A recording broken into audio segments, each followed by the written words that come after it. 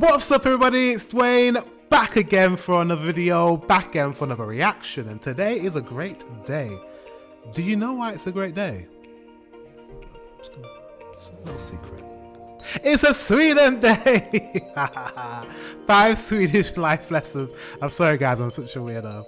And cultural quirks. So without further ado, let's get into this review. Website Creator Squarespace, the best place to go when you want to get a domain or create a gorgeous website or an online store. Swedes are so weird. It's incredibly easy to make fun of us, and you know I love to roast myself and my fellow Scandies every chance I get. We're reserved, uniform, extreme creatures of habit. Ooh, fashionista. She's very fashionable, and isn't she? deadly scared of elevator small talking with our neighbors. But today I'm going to turn this on its head. After living outside of Sweden for 9 years now, what are the life lessons Sweden has taught me that make me happy and grateful to have been brought up in good old Svea rike? Sweden is clean. No litter, no abandoned furniture on the street, no just putting your rubbish out on bags outside your door. The same goes for indoors. Clean, minimalist interiors, everything in its place, and definitely, whatever we do, we never wear shoes indoors. We even have the weirdest ever dress code, whole and clean. Whole and clean. So clean, minimalistic.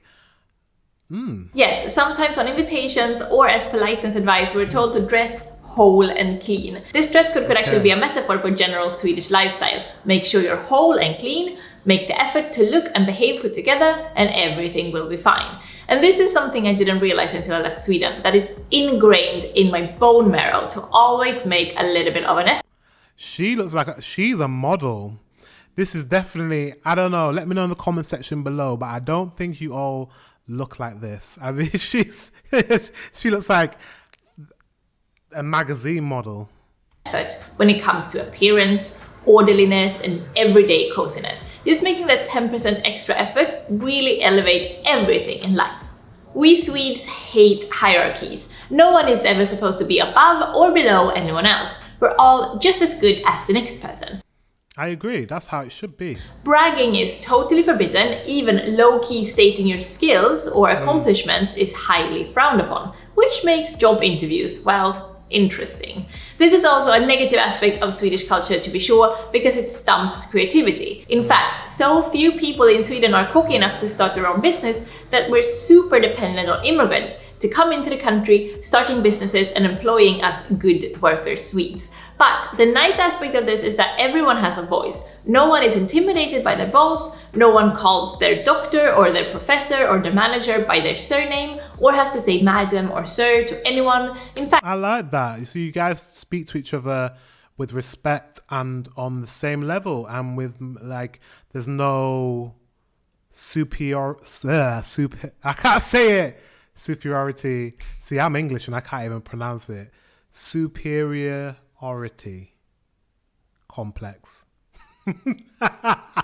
I can't even speak English and I'm from England. You know what I mean? There's no one that sees themselves above another person, which I love. In fact, when I went to uni, I didn't even know who was a professor or who was a teacher or a guest lecturer. I just knew all of them by their first name. And at work, if a decision needs to be made, everyone is encouraged to have an opinion.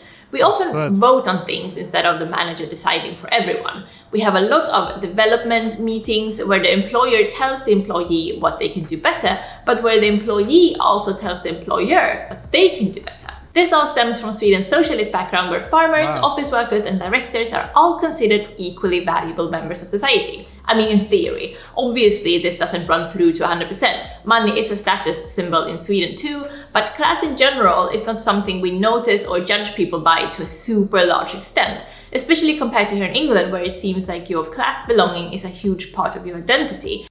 Oh, so she lives in England. No, there's quite a lot of Swedish people living in England.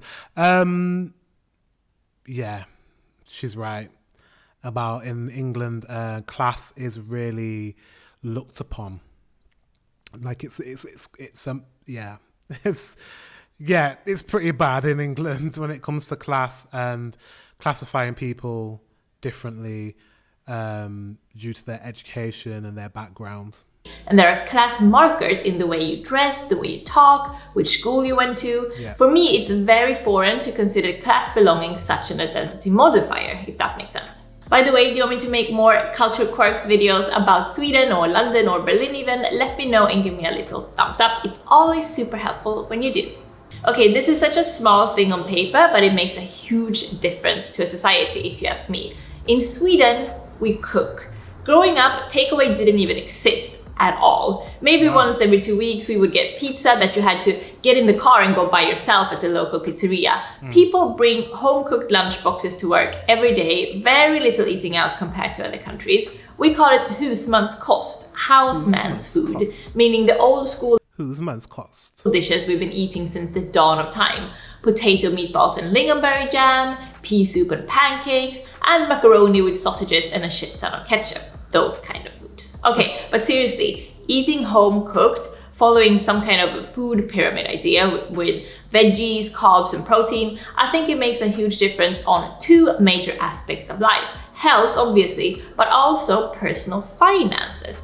Not overspending on eating out or drinking out or even coffeeing out every weekday means Swedes have quite a lot of money to spend on vacations and summer cottages. Well, that and the fact that even the lower incomes are relatively high in Sweden, of course, so the wage gaps are much smaller than in most countries. Most Swedes are, if nothing else, financially comfortable. Is that true? I feel like she's speaking from an experience that is very uniquely hers and her circle of friends and family. Because in all societies, there's people in different circumstances. So do you agree with what she's saying in terms of it? She basically said that every Swedish person is comfortable. Let's hear that again. Lower incomes are relatively high in Sweden, of course, so the wage gaps are much smaller than in most countries. Okay. Most Swedes are, if nothing else, financially comfortable. Most Swedes are financially comfortable. Let me know in the comment section. You know what? Actually, Swedes are, if nothing else, comfortable, period. Comfort is our main motivation when buying a flat, getting a new job, buying clothes or decorating our homes. Easy living, simple, stable, unscary. Which brings me to the word lagom. Every Swede's favorite word. It doesn't have a translation, but the closest thing in English would probably be just enough. Not too little, not too much, just enough. Nothing lacking, nothing is ever underdone or ungenerous. On the other hand, nothing is ever overdone. Swedes get really uncomfortable around extravagances. You never want to decorate your home so lavishly that your guest will whisper, "Who does she think she is?" Never dress so extra, people will think you're asking for attention. In general, this lagom inclination means Sweden is a mellow, calm, relaxing place to be. No one will ever scream at you on the street, no one honks their horns. On the other hand, no stranger walks up and talks to you or gives you a hug or smiles either.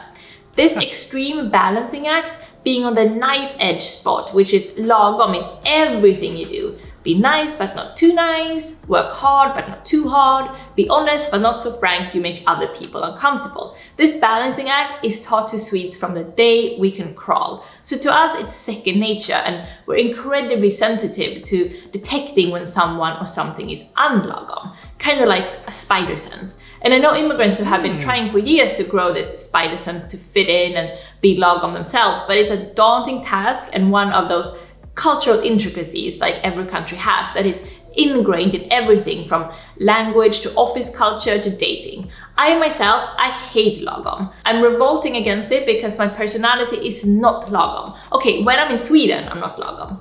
Although living outside of Sweden in another country, I realize I'm extremely lagom compared to non-Swedes. And although lagom... Okay. She said she lives in England. Yeah. I just think it depends on the person. It's one of the main reasons I wanted to leave Sweden in the first place. It's also paradoxically one of the things I miss most about my motherland. I mean, okay, there is proof right here. Even when talking about lagom, my instinct is to not just lift the positive aspect, but the negatives too. I'm being lagom. In this video about the amazing life-changing lessons we can learn from Sweden, about 20% of the things I'm saying are negatives. To mellow it out, to not be braggy, to stay on the lagom side of things. It's crazy, I do it automatically. I just get super uncomfortable being all positive or all negative about anything. Yeah, that's the same. I think British people are like that as well. We don't like to be overly positive. We have dry sense of humours.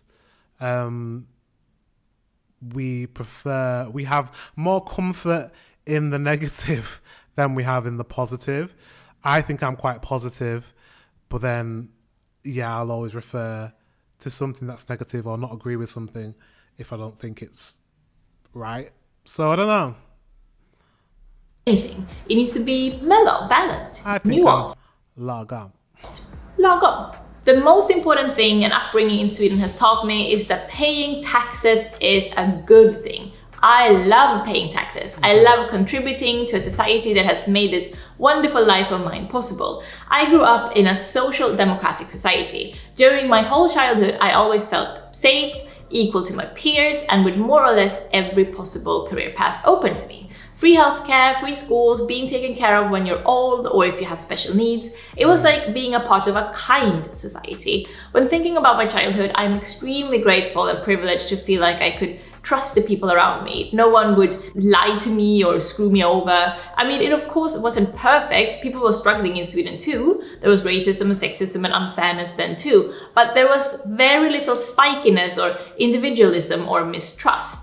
For the last maybe decade or so, Sweden has slowly grown more and more to the right, and today I'm ashamed and appalled and fucking furious to say that the racist party is one of the biggest parties with around 17% of the votes. The schools, the hospitals, the care homes that were all free and state-run have been bit by bit sold to private companies who... Right, sounds a bit like Britain. Well, we're more extreme than Sweden, but it sounds a bit like Britain. Like we're getting more and more to the right, more and more less socialist. Well, we're not really a socialist country. We're quite middle, but we're more to the right. When at the moment we have the Conservative Party in power, so yeah, a lot of private companies are buying parts of our health service. A lot of private companies are purchasing schools. We've got a lot less public spending, a lot less benefits, a lot less spending on nurses and doctors, and it's yeah, similar problem, but we're like probably further to the right than you guys are. Monetize taking care of sick people. There are even private-run refugee homes in Sweden now. It's mind-boggling to me how we could be so stupid to privatize a society that, okay, wasn't perfect, but it was working. And I guess this will sound crazy to most people, but knowing that the super high taxes I paid in Sweden every month went to creating a safe, well-functioning society where everyone has a chance to study and not worry about paying hospital bills, it made me really happy to contribute, you know? I'm just gonna say it, I love the taxes. The tax office is my homeboy. What about you? What's the tax situation in your country? Free universities, free healthcare, or do you need scholarships and insurances and all that stuff? Also, is your country lagom or anti-lagom? I love talking about the...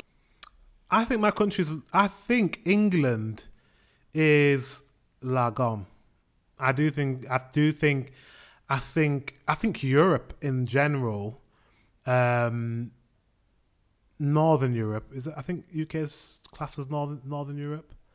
Northern Europe is lagom.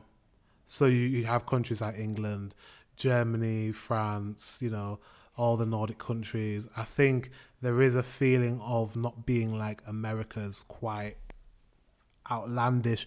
I feel like hotter countries tend to be a bit more expressive. Yeah. And really maybe not humble. Like USA, they're not humble at all. They love to brag about what they do and their accomplishments, and I think in Britain that's frowned upon. So I think we're lagom. Different cultural quirks, and I have many more Swedish ones I could talk about, so give me a thumbs up and let me know if you want me to make more of these videos. And don't forget to subscribe if you're new around here. I had so much fun today, and oh man, this made me miss Sweden so much. I can't wait to visit as soon as I'm all vaccinated up. But also, talking about this, oh man, am I glad that I don't live in the place. Too lagom for me. Do you want to create a beautiful site, maybe start your own travel blog? If so, you should definitely do it with Squarespace. They have... Interesting. She's saying it's too lagom, but when she's moved to another country in the West, she's like, oh my God, I am very Swedish. I am very lagom. I'm very not open in that sense. Interesting. Guys, this is a very interesting video. Another one where I'm learning a lot more about Sweden. What do you guys think? What do you guys think? Let me in the comment section. Let me know in the comment section below. Until the next one, I will see you later.